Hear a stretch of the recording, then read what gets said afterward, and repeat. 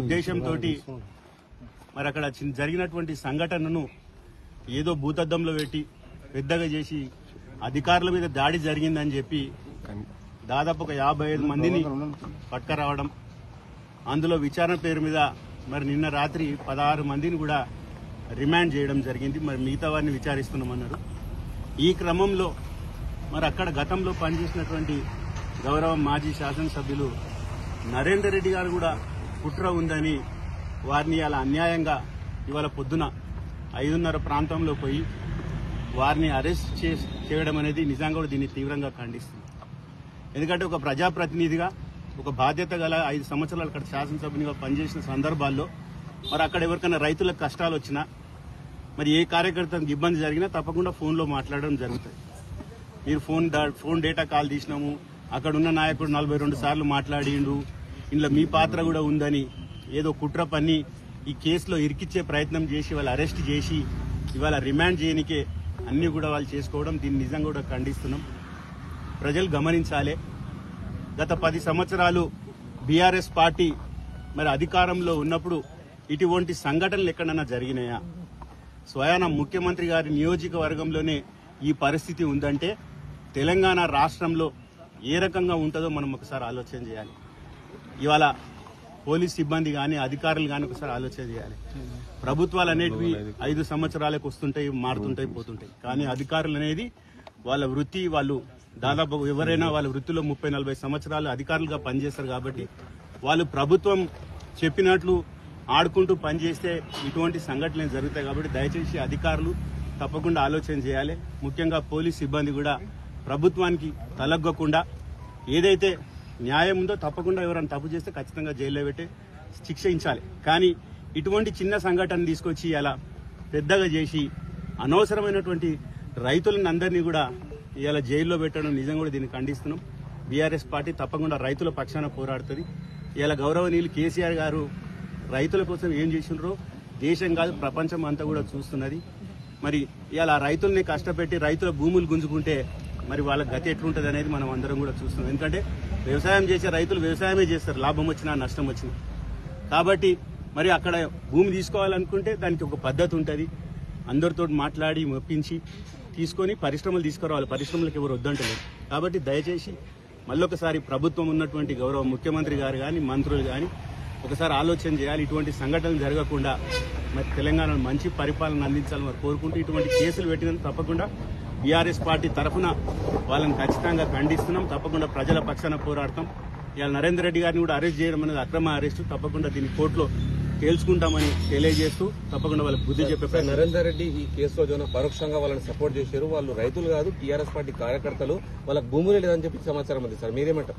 తప్పకుండా ఇప్పుడు అక్కడ ఉన్నటువంటి రైతులు అందరూ కూడా భూములు ఉన్న రైతులే. ఇప్పుడు అరెస్ట్ చేసిన వాళ్ళందరినీ 55 మందిని పట్టుకొచ్చిండ్రు. వాళ్ళందరికీ భూములు ఉన్న వాళ్ళే. భూమి లేని వాళ్ళు ఎవరు ఉంటారు? తప్పకుండా కార్యకర్త ఫోన్ చేసినప్పుడు మరి నాయకులు అయితే ఫోన్లో మాట్లాడాలి కదా. ఫోన్లో మాట్లాడినంత మాత్రం మీ డేటా ఉన్నది కేసు పెడతామంటే ఇక అందరి మీద కేసులు అయితే ఇక మాతోటి ఎవరైనా తప్పు చేసిన నాయకులు వస్తే మాట్లాడితే తప్ప? ఇదైతే 100% తప్పు. వారి పాత్ర లేదు, ఖచ్చితంగా మాట్లాడతారు, తప్పేముంది. దీన్ని పెట్టి ఈ నెపం పెట్టి వారిని అరెస్ట్ చేయడం అనేది నిజంగా కూడా కుట్రపూరితం. తప్పకుండా దీన్ని ఖచ్చితంగా ఖండిస్తున్నాం. అంటే మీరు ఆ ఫార్మా కంపెనీకి టీఆర్ఎస్ పార్టీకి అనుకూలంగా ఉందా, సానుకూలంగా ఉందా, అసలు లేదా, అసలు ఏర్పాటు చేయొద్దా? ఫార్మా కంపెనీకి అక్కడనే దాదాపు 16,000 ఎకరాలు బీఆర్ఎస్ పార్టీ సేకరించి పెట్టింది. అక్కడ పెట్టకుండా ఇక్కడ కూడా మీరు పెట్టాలనుకుంటే మీరు రైతులను ఒప్పించండి. ప్రభుత్వ భూములు లేవా? తీసుకోండి. రైతులను ఒప్పించి తీసుకోండి. ఎవరు వద్దంటలేరు. రైతులను ఒప్పించి మీరు భూమి తీసుకొని ఫార్మా కంపెనీలు పెట్టండి. దానికి ఎవరైనా వ్యతిరేకాన్ని వ్యవసాయమే వృత్తిగా ఉన్నటువంటి రైతుల భూములు తీసుకుంటే వాళ్ళు ఎక్కడ పోవాలి? కాబట్టి దాన్ని ఖండిస్తున్నాం. సభ్యులు రైతులు ఎవరో ఉండి అక్కడ ఉంటే ఆ పిల్లగాని తీసుకొచ్చిందట. అరే నేను లేను, మీరు పెట్టినటువంటి సర్వేనే నేను సర్వే చేయడానికి పోయినా రాత్రి 8 గంటలకు 9 గంటలకు వచ్చిన మా కుటుంబ సభ్యులు రైతులు అక్కడ ఉండి ఉంటారు, వాళ్ళ దాన్ని పెట్టి నన్ను తీసుకొస్తే ఎట్లా అని చెప్పి ఆ పిల్లగాడు ఏడుస్తున్నాడు. ఆ ఉద్యోగంకి ఏంది? కాబట్టి ఆలోచన చేయాలి ముఖ్యమంత్రి గారు. ఇప్పటికైనా కానీ భేషజాలకు పోకూడదు. రైతులను ఒప్పించి మీరు పరిశ్రమలకు బీఆర్ఎస్ పార్టీ వ్యతిరేకం కాదు, కానీ ఎటువంటి పరిశ్రమలకు వ్యతిరేకం అంటే అక్కడ పొల్యూషన్ వచ్చేటటువంటి పరిశ్రమలు పెట్టాలని అనుకుంటే మాత్రం 100% వ్యతిరేకం. పొల్యూషన్ లేనటువంటి పరిశ్రమలు పెట్టండి, ఉపాధి కల్పించండి. అదేగాక 19,000 ఎకరాలు సేకరించి పెట్టి ఉంది.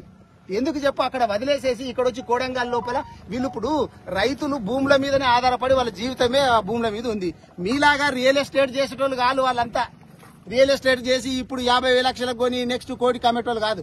వాళ్ళు దాంట్లో విత్తనం వేసుకొని కలిసి కోసి దాని మీద బతికేటటువంటి వాళ్ళు. వాళ్ళకి ఎంత అటాచ్మెంట్ ఉంటుంది చెప్పు భూమి మీద ఇప్పుడు భూమి పోతే వాళ్ళ బతికే పోయినట్లు ఆలోచన చేస్తారు. అటువంటి వాళ్ళని ఎంత సంజాయించాలి అసలు? దగ్గరికి తీసుకొని మంచిగా సంజాయిస్తే ఇది చాలా చిన్న సమస్య. ఇప్పటికైనా కానీ ముఖ్యమంత్రి గారు నేను కోరేది ఏంటంటే జరిగింది ఏదో జరిగిపోయింది. ఇప్పుడు ప్రజలందరూ కూడా తిరస్కరిస్తున్నారు అనేది అర్థమైపోయింది. ఎందుకంటే ఇప్పుడు కలెక్టర్ గారు 2 కిలోమీటర్ల దూరం లోపల లగచెర్ల గ్రామం లోపల గ్రామ సభ పెట్టినప్పుడు ఏంటంటే ప్రజలు ఎవ్వరు రాలేరంటే ఏమర్థం దాన్ని? ప్రజలకు ఇష్టం లేదు అనేటటువంటిది తెలిసిపోతుంది కదా. మరి అదే నివేదిక కలెక్టర్ కూడా రాసి పంపించేది ఉండే. గవర్నమెంట్ కూడా ఏం చేయాలంటే అరే మనం గ్రామ సభ పెట్టినా ఇక్కడ ఎవరు కూడా రైతులు వస్తలేరంటే రైతులకు ఇష్టం లేదు అనేటటువంటిది అర్థం చేసుకుని నెక్స్ట్ ఏం చేయాలనేటటువంటిది ఆలోచన చేయాలా. అదే కాకుండా ఇప్పుడు అక్కడ ఉన్నటువంటి నిఘా వ్యవస్థ ఏం చేస్తుంది, పోలీసు వ్యవస్థ ఏం చేస్తుంది? పోలీసులు ఇట్లా ఇప్పుడు అంతకు ముందే గతంలో 1 నెల క్రితమే అక్కడ ఉన్నటువంటి కాంగ్రెస్ మండలాధ్యక్షుడిని అక్కడ బంధించింది. మరి సంఘటనలు ఇవన్నీ జరుగుతుంటే కూడా నెక్స్ట్ ఏం జరుగుతుందో ఎట్లా చేయాలా అనేటటువంటిది ఆలోచన లేకుండా ఎట్లా ఇది నిజంగా చెప్పాలంటే ఇది గవర్నమెంట్ ఫెయిల్యూరు, రేవంత్ రెడ్డి గారు ఫెయిల్యూరు. మీరెంత మంది మీద కేసులు పెట్టినా ఎంత మందిని జైళ్లకు పంపించినా భయపడేటటువంటి ప్రసక్తి లేదు. బీఆర్ఎస్ పార్టీ ఖచ్చితంగా ప్రజల పక్షాన నిలబడుతుంది. మిమ్మల్ని రాజకీయంగా బట్టలు ఊడదీస్తారని చెప్పి తెలియజేస్తాం. సురేష్ అనే వ్యక్తి రైతే కాదు, రైతు ముసుగులో వచ్చి అక్కడ అందరినీ రెచ్చగొట్టాడు. పట్నం నరేందర్ రెడ్డి డైరెక్షన్ లోనే గొడవంతా జరిగిందని పోలీసులు చెప్పారు. ఇప్పుడు చెప్పేది అదే. నరేందర్ రెడ్డి గారితో 42 సార్లు మాట్లాడినని మొన్న కూడా మన సోదరులు మిత్రులు అడిగినరు. ఆయన అదే చెప్పిండు. అరే మా కార్యకర్త 42 సార్లు ఏంది 1000 సార్లు మాట్లాడతాము. ఎందుకు మాట్లాడకూడదు చెప్పండి? ప్రజలు వచ్చి సమస్యలు చెప్పుకుంటున్నప్పుడు మీరు ఎందుకంటే ప్రజల సమస్యలు కాంగ్రెస్ పార్టీ తీరుస్తలేదు. బీఆర్ఎస్ పార్టీ ప్రజల పక్షాన కొట్లాడుతున్నదని తెలిసినప్పుడు మీరు హైదరాబాద్ లోపల చూసిండ్రు. 7 ఎకరాల భూమి ఉందంట. ఇప్పుడు హైదరాబాద్ మీరు చూసిండ్రు. కాంగ్రెస్ పార్టీ పట్టించుకోకపోతే తెలంగాణ భవన్ కు హైదరాబాదీతులు 100 మంది ఆడికి వచ్చిండ్రు.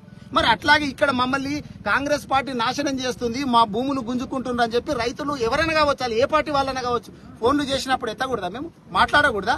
కాంగ్రెస్ పార్టీ వాళ్ళు ఫోన్ చేస్తే కూడా ఎత్తుతాము. కాంగ్రెస్ పార్టీ వాళ్ళు కూడా చేస్తున్నారు, మాకు కూడా ఇట్లా ఇబ్బంది అవుతున్నదని చెప్పి పాపం చెప్పుకునికే వాళ్ళు కూడా నామూషి పడుతున్నారు. కానీ నిజంగా చెప్పాలంటే ఇప్పుడు గ్రామాలలో కాంగ్రెస్ పార్టీ వాళ్ళు కండువా వేసుకొని తిరగనికే భయపడుతున్నారు. ఎందుకంటే వీళ్ళు రాసిచ్చినటువంటి 6 గ్యారంటీలది ఒకటి మంచిగా పత్రం పెట్టుకున్నారు లోపల. కాంగ్రెస్ వాళ్ళు ఎప్పుడు పోతే దాన్ని తీసి మూతి మీద చూపించేటట్టున్నారు. చూస్తుంటే భయపడుతున్నారు. ఇప్పుడు కాంగ్రెస్ వాళ్ళు ఊళ్ళలో తిరగాలంటే ఇప్పుడు రేపు ఎలక్షన్లు చూడండి. రేపు ఎలక్షన్లు వస్తే కాంగ్రెస్ కండువా వేసుకొని అడగరాళ్ళు ఓట్లు. నేను ఒట్టి అని నిలబడ్డా చెప్పి ఓట్లు అడిగేటటువంటి పరిస్థితికి కాంగ్రెస్ వాళ్ళ పరిస్థితి అంత ఘోరంగా దిగజారిపోయింది. మాట్లాడడం అనేటటువంటిది ఎవ్వరు ఫోన్ చేసినా మేము ఎత్తుతాం. మేము ప్రజాసేవలో ఉన్నాము, ఖచ్చితంగా మాట్లాడతాము. ఈ పార్టీ ఆ పార్టీ అనేది ఏ పార్టీ వాళ్ళు ఎత్తినా పార్టీలకు సంబంధం లేని వాళ్ళు ఫోన్ చేసినా గానీ మేము ఫోన్లు మాట్లాడతాము. మా పోరాటం అనేటటువంటిది రైతుల పక్షాన కావచ్చు, మహిళల పక్షాన కావచ్చు, విద్యార్థుల పక్షాన కావచ్చు, వికలాంగుల పక్షాన కావచ్చు, అందరి పక్షాన బీఆర్ఎస్ పార్టీ పోరాటం కొనసాగిస్తుంది అనేది తెలియజేస్తాం. ఈరోజు మా తోటి శాసనసభ్యునిగా 5 సంవత్సరాలు కొడంగల్లో చేసినటువంటి వ్యక్తి, ఇప్పుడు ప్రస్తుత మాజీ శాసనసభ్యుడు నరేందర్ రెడ్డి గారిని ఈరోజు అక్రమంగా అరెస్టు చేసి తీసుకురావడం అనే దాన్ని మేము తీవ్రంగా ఖండిస్తున్నాం. మొట్టమొదటి మనం మొన్నటి నుంచి చూస్తున్నాం. అది రాష్ట్రంలో ఏ నియోజకవర్గమో కాదు, స్వయాన ముఖ్యమంత్రి గారు ప్రాతినిధ్యం వహిస్తున్నటువంటి కొడంగల్ నియోజకవర్గం. ముఖ్యమంత్రి గారు ఇట్లా బేసజాలకు ఎందుకు పోతున్నారు? అసలు ఇది చాలా చిన్న ఇష్యూ. ఎందుకంటే మా హయాం లోపల బీఆర్ఎస్ పార్టీ అధికారంలో ఉన్నప్పుడు చాలా మంది రైతులతోటి మాట్లాడి వాళ్ళను ఒప్పించి మెప్పించి ఎన్నో ప్రాజెక్టులు కట్టిండ్రు కేసీఆర్ గారు కూడా. కానీ ఎక్కడ కూడా ఇట్లా రైతులు వచ్చి అధికారుల మీద దాడి చేసినటువంటి సందర్భాలు అయితే చూడలేదు. ఇది నిజంగా ఒక మాటలో చెప్పాలంటే ఇది అధికారుల మీద దాడి కాదు, ఇది ప్రజలు రేవంత్ రెడ్డి గారి మీద దాడి చేస్తున్నట్టు లెక్క. ఆయన పోలీసుల పహారా లోపల, పోలీసుల ప్రొటెక్షన్ లోపల వాళ్ళకు దొరకట్లేదు కాబట్టి అధికారులు బలవుతున్నారు. అక్కడ అధికారులు అనేటటువంటి వాళ్ళు వాళ్ళ ఉద్యోగం చేసుకునేది. ఈయన ఏం చేయాలి అసలు? ఒక్కసారి ఆ నియోజకవర్గంలో ఉన్నటువంటి వాళ్ళు కలిసి మేము మాట్లాడి మా బాధ ఏదో చెప్పుకుంటామని పోతే కూడా వాళ్ళతోటి మాట్లాడడానికి సమయం ఇవ్వకుండా వాళ్ళని అరెస్ట్ చేసి వివిధ పోలీస్ స్టేషన్లో పెట్టింది మనం చూసినాం. ఒక్కసారి పిలిచి ఆయననే అక్కడికి పోవచ్చు, ఆయన సొంత నియోజకవర్గము, ముందు ఎమ్మెల్యే కదా, ఎమ్మెల్యే అయినాకనే ముఖ్యమంత్రి అవుతారు కదా, అక్కడికి పోవాలా. లేకపోతే ఆయన క్యాంప్ ఆఫీస్కో ఇంటికాడికో రైతులను పిలిచి మీ బాధ ఏంది చెప్పండి, అసలు మీకు ఏం కావాలా మాట్లాడితే అది ఈజీగా సంసిపోయేటటువంటి సమస్య. దాన్ని గోరంతా ఉన్నదాన్ని కొండంతా చేసుకున్నది. ఇది మొత్తము రేవంత్ రెడ్డి గారి పాలన లోపల అధికారులు ఏ విధంగా బలి అవుతున్నారు అనే దానికి ఇది నిదర్శనం అని చెప్పాలి. ఇప్పుడే సోదరుడు మన మహేష్ రెడ్డి గారు చెప్పినట్టు కలెక్టర్ గారు ఏం చెప్తున్నారు? దాడి అనేటటువంటి పదమే వాడకండి, నా మీద దాడే జరగలేదని చెప్తే మరి అరెస్టులు ఎందుకు చేస్తున్నారు? మీరు చెప్తున్నదే దాడే జరగలేదన్నప్పుడు స్వయంగా కలెక్టర్ గారే చెప్తున్నారు. స్వయంగా కలెక్టర్ గారు దాడి జరగలేదు అని చెప్పినప్పుడు మీరు అరెస్టులు చేయాల్సినటువంటి అవసరం ఏంది? ఇక ఇప్పుడు నరేందర్ రెడ్డి గారిని ఇక్కడికి తీసుకొచ్చిండ్రు అంటే కార్యకర్తలు ఎన్నోసార్లు మాట్లాడుతుంటారు, నాయకులతోటి, ప్రజాప్రతినిధులతోటి, మాజీ ప్రజాప్రతినిధులతోటి మాట్లాడుతుంటారు. దాంట్లో తప్పేముంది చెప్పండి? ఇప్పుడు మాతోటి కూడా మాట్లాడుతుంటారు. ఇప్పుడు మాతోటి నరేందర్ రెడ్డి గారితో ఆయన మాట్లాడిండు ఎవరో సురేష్ అనే వ్యక్తి అని చెప్పి నరేందర్ రెడ్డి గారిని తీసుకొస్తే ఇప్పుడు నరేందర్ రెడ్డి గారితో మేము కూడా మాట్లాడుతుంది, మాతోటి ఇంకా పైన మా అధిష్టానం కూడా మాట్లాడుతుంటది. అంటే మొత్తం రాష్ట్రాన్ని మొత్తము జైలుకు పంపించాలని చెప్పి ప్రయత్నమా? ఎంతమందిని జైలుకు పంపిస్తారు చెప్పి? ఇట్లా కేటీఆర్ గారినో, హరీష్ రావు గారినో, కేసీఆర్ గారినో, మిగిలిన ప్రజాప్రతినిధులను ఇట్లా భయభ్రాంతులకు గురి చేస్తే మా తప్పులను బయటికి తీసుడు అనేటటువంటిది బంద్ చేస్తారేమో అనేటటువంటిది వాళ్ళు అట్లా ఊహల పల్లకిలో ఉన్నారు. అది జరగని పని. ఖచ్చితంగా ఇప్పుడు నరేందర్ రెడ్డి గారిని అరెస్ట్ చేయొచ్చు, రేపు ఇంకొకరిని చేయొచ్చు. ఎంతమందిని అరెస్టు చేసినా గానీ ఖచ్చితంగా బీఆర్ఎస్ పార్టీ ప్రజల తరపున ఉంటది, ఎండగడుతుంది. ఇప్పుడు వాళ్ళ కాల్ డేటా కూడా తీస్తే కూడా ఎవరెవరు అనేటటువంటిది వస్తుంది. ఈ బీఆర్ఎస్ పార్టీ నాయకులు, కార్యకర్తలు కాకుండా వేరే పార్టీలో లేరా? కాంగ్రెస్ పార్టీ వాళ్ళు కూడా ఉంటారు. ప్రజలు అనేటటువంటి వాళ్ళు, రైతులు అనేటటువంటి వాళ్ళు కొంతమంది అంటే ఏ పార్టీకి సంబంధం లేకుండా ఉంటారు, కొంత పార్టీ సింపతి ఉంటారు. వేరే వేరే పార్టీ కాంగ్రెస్ కు ఉండొచ్చు, బీజేపీకి ఉండొచ్చు, బీఆర్ఎస్ కు ఉండొచ్చు, అన్ని పార్టీలకు ఉంటారు. మరి కాంగ్రెస్ పార్టీలో ఉన్నటువంటి వాళ్ళు కూడా భూములు ఉంటాయి కదా, మరి వాళ్ళను కూడా చూడాలి కదా. మరి వాళ్ళ కాల్ డేటా కూడా తీయండి, మరి అందరిని అరెస్ట్ చేయండి మీరు. ఇట్లా అంతేకాకుండా నేను నిన్న మాట్లాడుతుంటే ఒక ఆయన చెప్తున్నాడు, అక్కడ ఉన్నటువంటి వాళ్ళను పోయి కరెంటు బంద్ చేసి, ఇంటర్నెట్ బంద్ చేసి, ఏదో మొత్తము నక్సలైట్లను తీసుకొచ్చినట్లు మధ్యరాత్రిలో 1 గంట 2 గంటలకు తీసుకొస్తున్నారంటే ఏం జరుగుతున్నది అక్కడ? అక్కడ ఉన్నటువంటి ప్రజలంతా, తండాల వాళ్ళు కావచ్చు, గ్రామాల ప్రజలందరూ కూడా భయభ్రాంతులతోటి ఎప్పుడు పోలీసులు వస్తారో మమ్మల్ని ఎవరు పట్టుకపోతారని చెప్పి భయభ్రాంతులతోటి బతుకుతా ఉన్నారు. వాళ్ళని తీసుకొచ్చేసేసి ఇప్పుడు అందులో కొంతమంది ఉద్యోగస్తులు కూడా ఉన్నారంట. నిన్న నాకు ఒక పిల్లగాడు చెప్తున్నారు,